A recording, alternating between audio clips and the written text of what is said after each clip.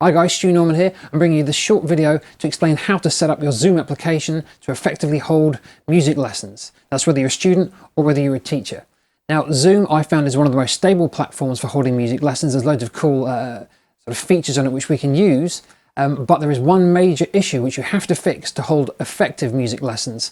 And I'm going to show you how to do that today on desktop, a computer, iPad, or iPhone. If you thought I was going to fork out for an Android device just for this video, I've got news for you.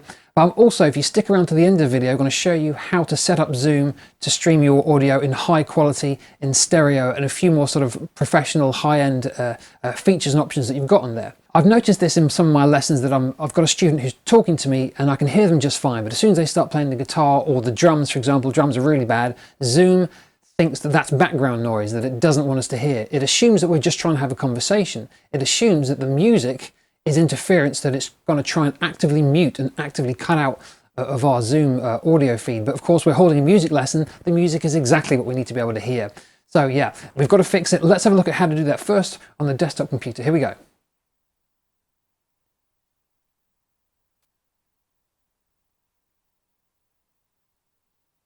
So I'm going to launch my Zoom application down here. Here it is.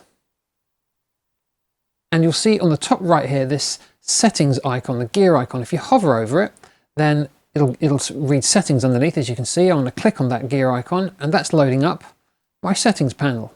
There are lots of options down the left here on the settings panel, options about your, well, general options, options about your video, but we of course want the audio options. So I want to click on audio, and this is telling me what speaker I'm using, what microphone I'm using, and I've got quite an advanced Motu Traveler device here, so I can manipulate my settings quite well in here.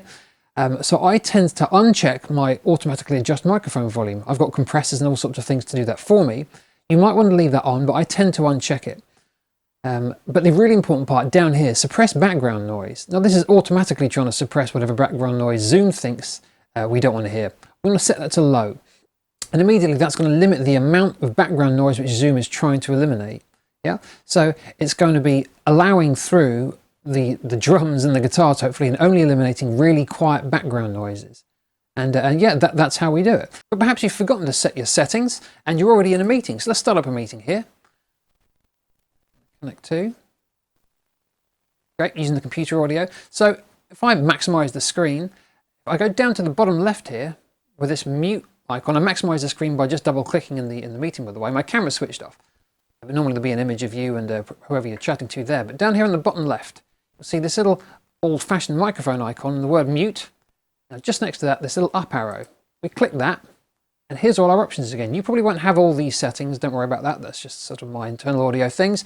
But if you go to audio settings, right at the bottom, click, here's that same window again. And I'm already down here on the audio settings, and I've unchecked automatically adjust microphone. You might want to leave that on, but I set this suppress background noise to low, so that's hopefully going to let through my instruments. Let's have a look at how to do that on the iPad. Here we go. I'm loading up my Zoom app. Here it is. Logging in, and the settings icon now is down here on the bottom left. See that gear again? I'm going to click that. This is quite different how this works to the desktop. We're going to select meetings in this menu system and then scroll down until we see use original sound. And it says underneath, this will allow you to enable or disable original sound in a meeting. Original sound will turn off noise suppression. That's what we want. So we select that. See, it's selected because the little button's gone to the right and it's gone green. So now when we're in a meeting, we have the option to select original sound and get rid of all the annoying features that Zoom is stopping us from hearing our musical instruments. So here we go. There's a second step to this. We have to go into a meeting. End my other meeting. Start this one. Here we go. All using internet audio to start up. My camera's switched off again. But now what I have to do is tap on the screen of my iPad, and on the top right there's those three buttons for more. That is my option to enable original sound. We have to do that again on the iPad to be able to set up our Zoom meeting to effectively teach our lessons. And there it is. That's how we do it on the iPad. Now let's have a look at how we do that on the iPhone. Quite similar. There we go. There's Toby, my cat, keeping me company throughout the day. She doesn't look in a terribly good mood there, but I'm sure she was fine. I'm opening the Zoom application here, and this is probably the screen you'll get. The settings icon is now down here on the bottom right, the little gear symbol. I'm going to tap that settings. And again, I have to go into the meetings option, tap meetings there, and again scroll down to use original sound. It's the same as the iPad. I'm going to select use original sound. It's going to go green. The little white cursor is going to move to the right. And again, I have to do the second step. This is when I'm already in a meeting. I can either start my own meeting or join someone else's. So my new meeting here. Or using internet audio. Now the more option down here on the bottom right, I've got to tap the screen once and it'll appear. Select more and here we are. Enable original sound. And I really wish it sort of showed you a bit more clearly that you've done that, but I have done that. So now my Zoom meeting on my phone is going to be using the original sound. It's not going to be trying to cut out my guitar sound, my drum sound, whatever else I'm using. That's how we do it on the iPhone. Now I promised I'd show you a few more cool tricks on the Zoom application on the desktop. It does sort of work on the phone and the iPad as well, but let's have a look. Let's go back over to my Zoom options on the screen here. Now my settings icon again was on the top right. It's going to open up my options window. Scroll down again to the audio sections. Now, music and professional audio. That sounds like the kind of option I want on my Zoom meeting.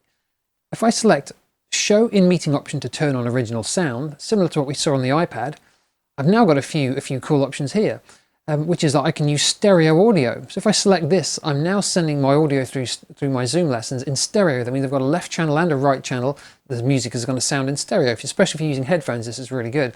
But this does use up a lot of bandwidth.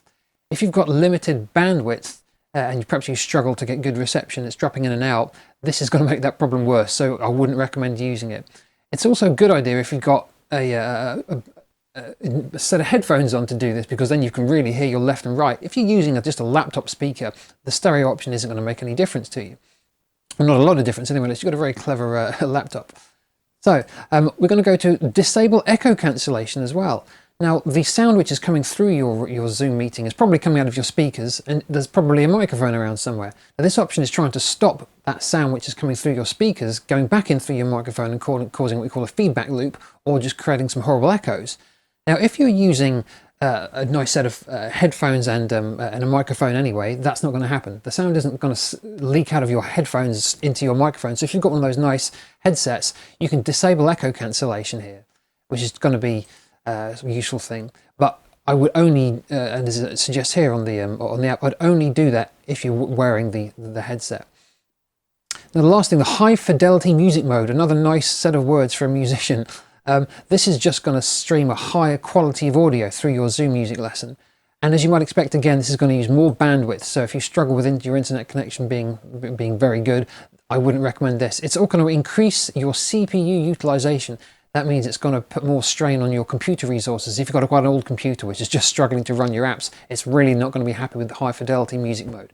But if you do have a nice up-to-date PC or Mac, something with some good processing power, then you can stream high fidelity music mode. Particularly if you're a tutor, you should have good hardware. You should have good quality audio PC, high-end outboard, that kind of thing. Then you should be able to handle this, and the high fidelity mode is going to give a better learning experience for your students. So there you go. This is also only really recommended, as it says here, if you've got an Ethernet connection. That's if your PC is plugged straight into your router with an Ethernet cable. Not if you're using Wi-Fi and you're using the aerial there. That's probably not going to give you enough internet connection. Might do, but recommended if you're plugged directly into your router. And there it is. That's the few other really cool options you have in Zoom. And if you can set all those things up the way I've showed you, you'll find your music lessons are a lot more effective. You can hear each other, you can hear your tutor, you can hear your student, because you've got your audio settings right on Zoom. So thanks for that. I hope you like appreciate the advice and that it improves your learning and teaching experience. Don't forget to subscribe and like and all those kinds of things, and I'll have some more advice and help for you in the future. Cheers.